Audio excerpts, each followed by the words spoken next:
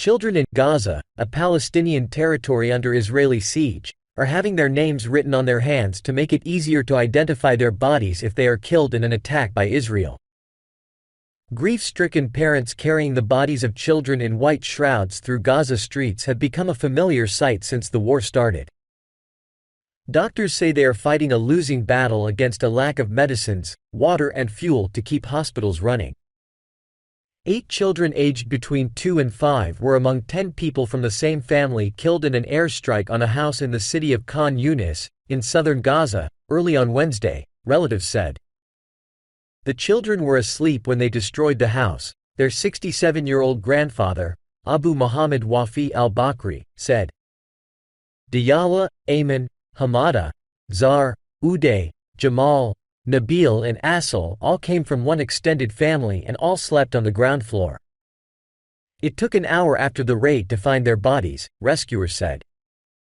None of my children were linked to Palestinian organizations and no men were in the house at the time, said Jihad al-Bakri, father of 3 children. He had left his home an hour before the missile hit to try to find water. At Najjar Hospital in Rafah, doctors mourned the unborn child of a woman killed by a missile strike early on Thursday.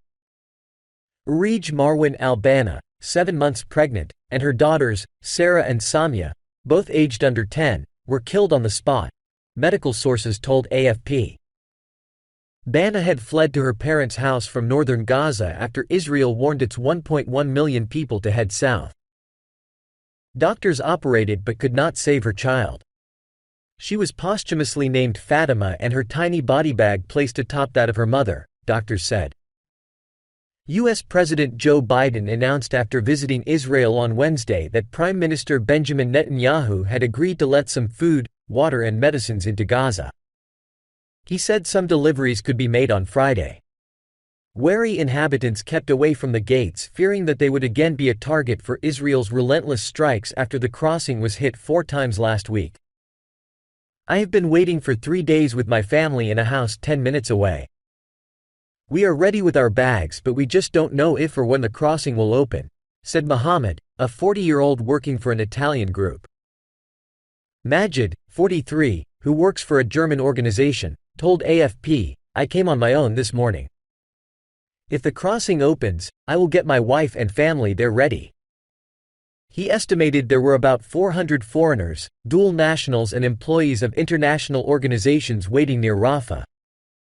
The Hamas government media office said it had no details on aid deliveries.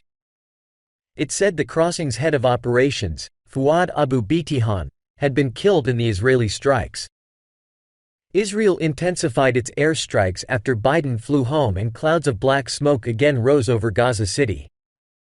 It's been tough for 3 nights, but tonight was the hardest, 60-year-old Muhammad Abu Ziyada told AFP.